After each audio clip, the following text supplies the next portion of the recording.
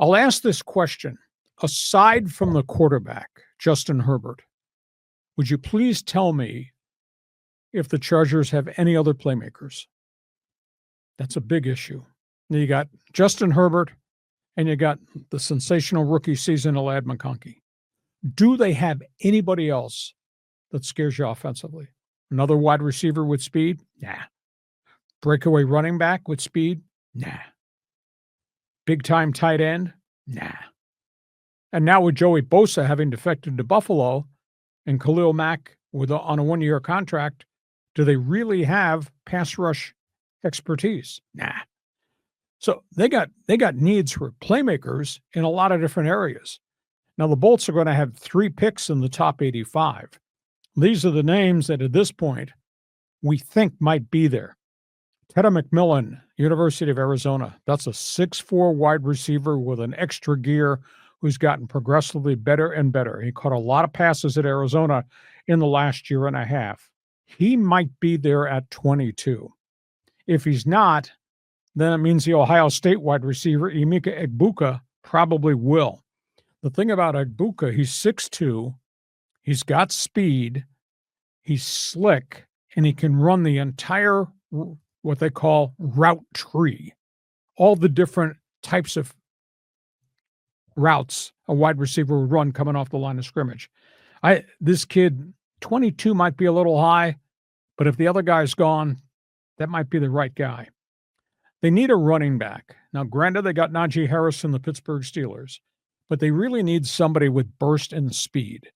And maybe that's going to be Hampton out of North Carolina, who can run it and who can also catch it. I think they're desperately in need of defensive line help. They lost both their inside tackles, the 2 veterans who jumped. Poona Ford went to the Rams.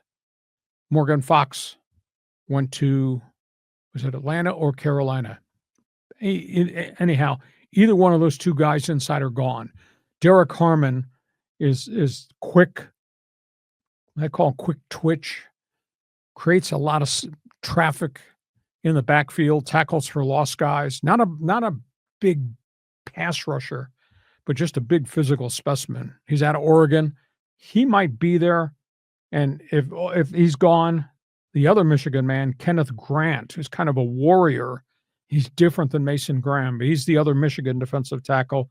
He might be there. So I would think at 22, it's going to come from one of those guys.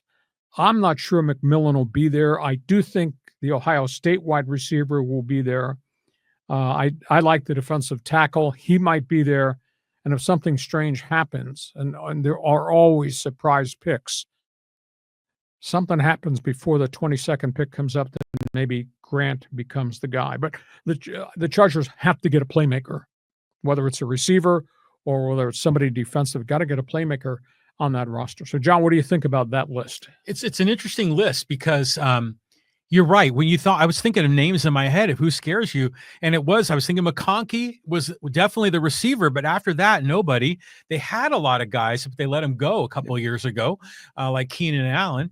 So, they need something. I mean, the Chargers brand is all about, passing. It's Dan Fouts.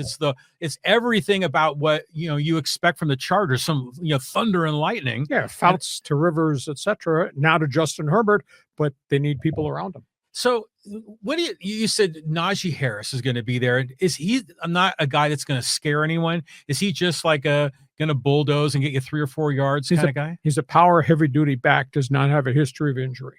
That's why they got him, because he's really dependable, but there's no breakaway speed.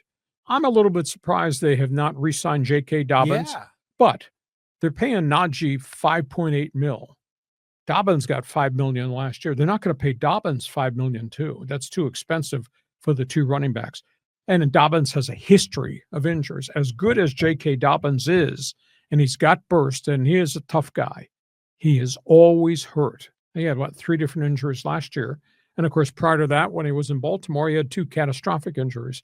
That's why he's still unsigned now, just because the injury tag will go away from him. So there'll be a running back, and if there's not a running back for them to take in the first, then what they don't get in the first, they still can probably get a receiver or a running back, or maybe even another offensive lineman in the second round. So you're a Charger fan. Feel free to jump on board with an opinion. Do you agree with me? They do need more playmakers around Justin Herbert and Ladd McConkey. Do they not? All right, we'll go from that. Let's go to the next team.